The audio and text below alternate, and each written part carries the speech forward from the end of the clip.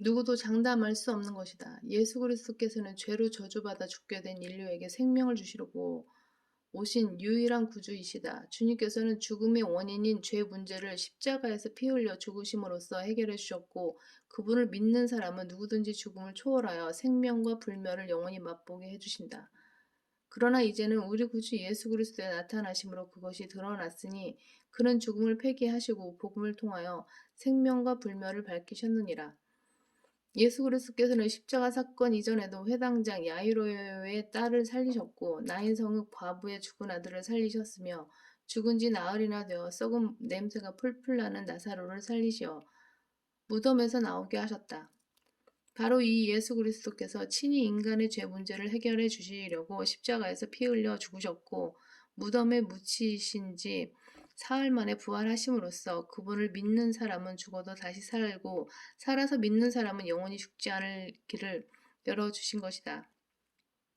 그 누구라도 주님께서 마르다에게 하셨던 나는 부활 이후 생명이니 나를 믿는 자는 죽어도 살 것이며 또 살아서 나를 믿는 자는 누구나 영원히 죽지 아니하리라 라는 말씀을 빈말로 받아들여서는 안 된다.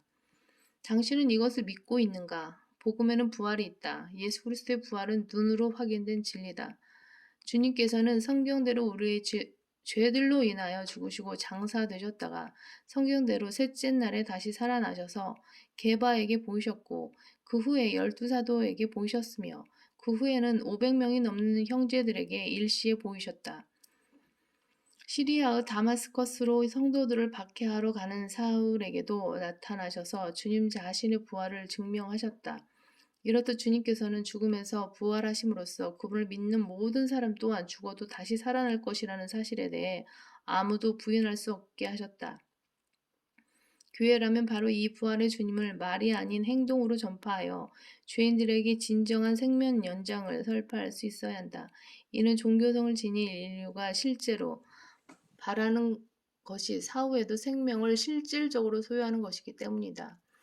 그 길은 오직 예수 그리스도를 개인의 구주로 믿고 소유하는 것 외에는 그 아들이 있는 자는 생명이 있고 하나님의 아들이 없는 자는 생명이 없느니라. 내가 하나님의 아들의 이름을 믿는 너희에게 이런 것들을 쓰면 너희에게 영생이 있음을 알게 하려 함이며 또한 너희가 하나님의 아들의 이름을 믿도록 하려 함이라.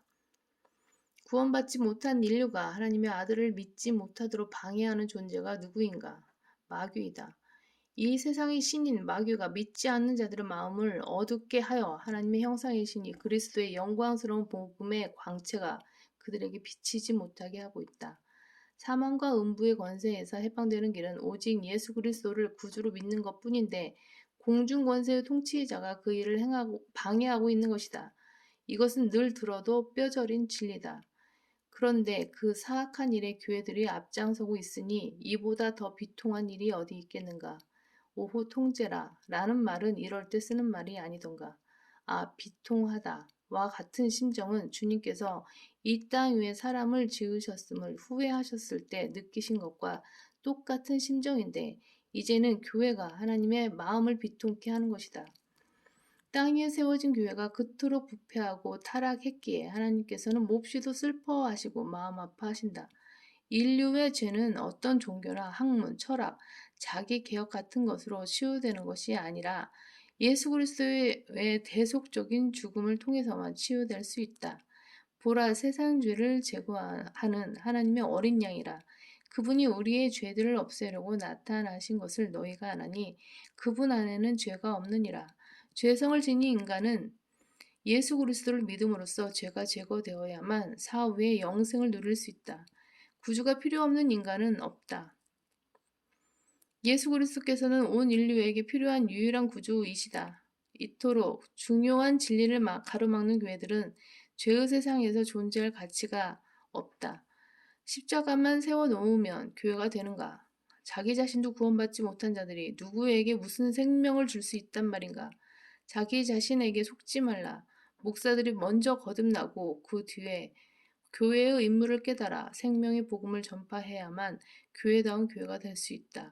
이 점을 꼭 기억하라. 비비.